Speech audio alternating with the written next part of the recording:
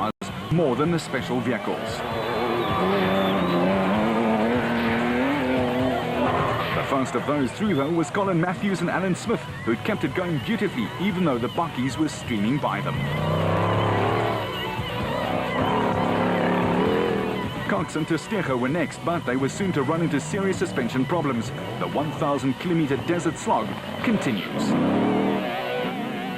Vehicle and asset finance from ABSA. Going off the beaten track to finance from ABSA. Overcoming all obstacles.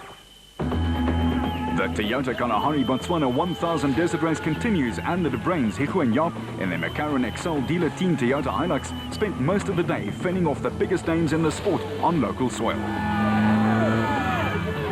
That's names such as Hannes Robler and Francois Jordan, the defending champions in their Nissan Navara, who were just a few minutes in arrears.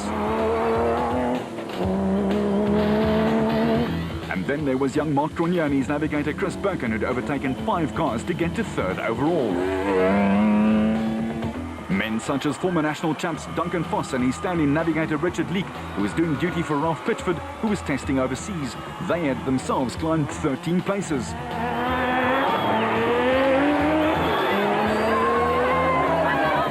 The crowds loved it, and so did the drivers and navigators.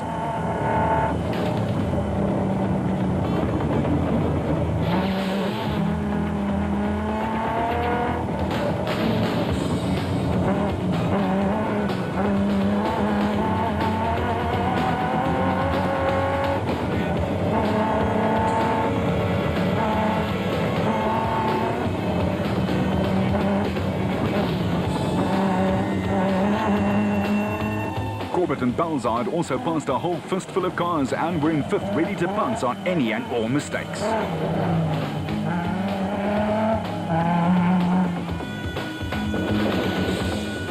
For Harkis and Moore, there was an even bigger move.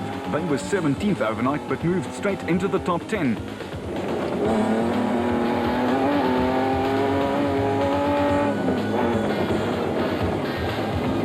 Even though they wrong-slotted here.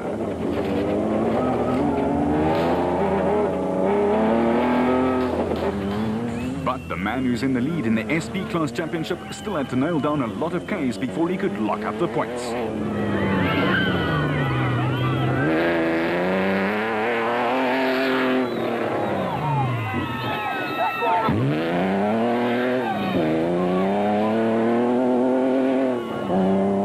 At the front of the specials, though, the biggest surprise of the day was delivered by Collie Silwald and his son Quinton, who piloted their Silwald Transport Zarko out to a lead of almost 3 minutes over the next special. In between that, though, there was Visser and Bardnost in their Castrol Toyota, who were steady after starting off 10th.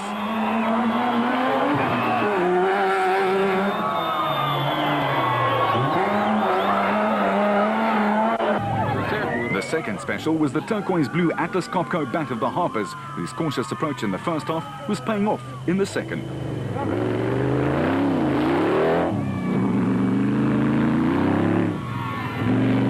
Matthews and Smith had suffered a puncture 32 kilometres out from the finish line on day 1 and had to be content with 3rd. While the drive of the latter part of the day came from Motorride team manager Evan Hutchison and Akim Bergman. They were 20th in class but passed all and sundry to take 4th.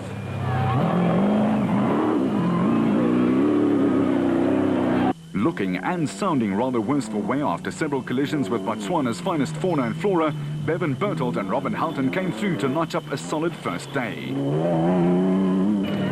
And Total Motorsports Variawa and Rousseau got things going again after a puncture robbed them of some time.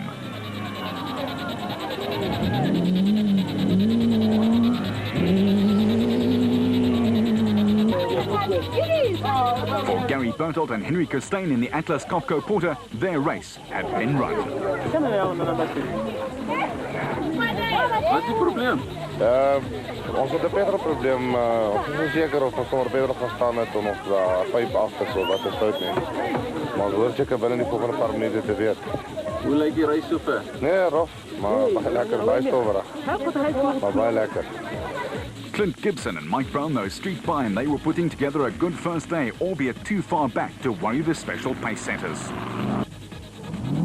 The big Rapsa bat of Naldus Alberts and Colin Hunter had lost a few places, but was still in the top 10 in class.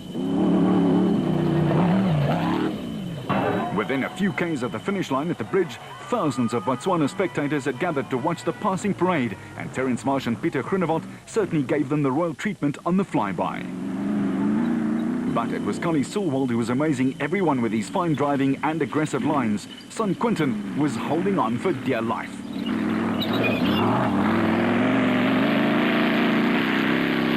Back at the bridge, Schilling also gave the crowd what they'd come to see, all-out speed.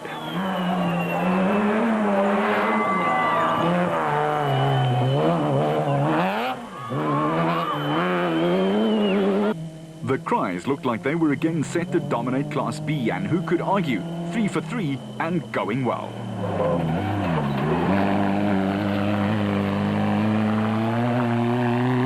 The dust in the last few Ks was extremely punishing, and the specials felt it the worst. Just ask Roacon's David and Gary White.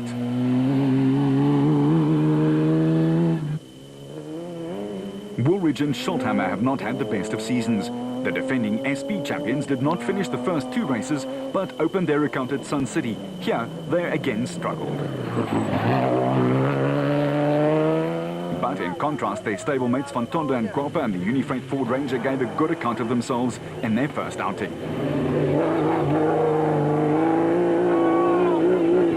Blind in one eye and with body parts all over the show, Tollefson and Quinn showed proof that the African bush is one very harsh place. While a whole procession of production cars lined up for the finish after day 1 ahead of the specials. Zermatten nursed his Nissan through while the Roacon lads just rushed by. They obviously couldn't wait to get to the showers. The side note and the brain was solid in the Adenko bat in Class B. While the Weichelts brought the Toyota home looking very well considering the terrain they'd had to cover.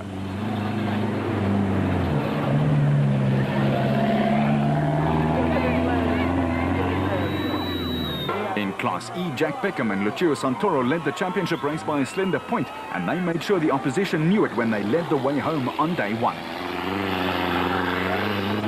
But Toyota's Malcolm Koch and Wayne Brink were keeping them honest.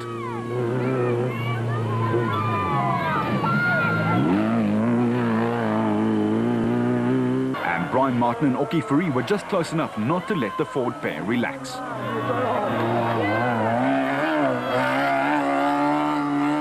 The Barlow World Absolute Ford Ranger of Schroeder and Huxtable was plagued by several small problems, but they too were heading for the finish line after a long 480-odd Ks. As were their stablemates Cor van Os and Eric van Poel.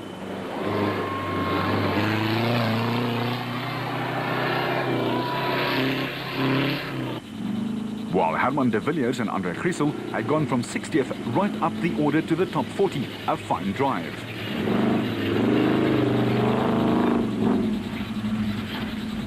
Johan Ferreira and Nico Kotze and their Toyota gave the title sponsors some more wide smiles.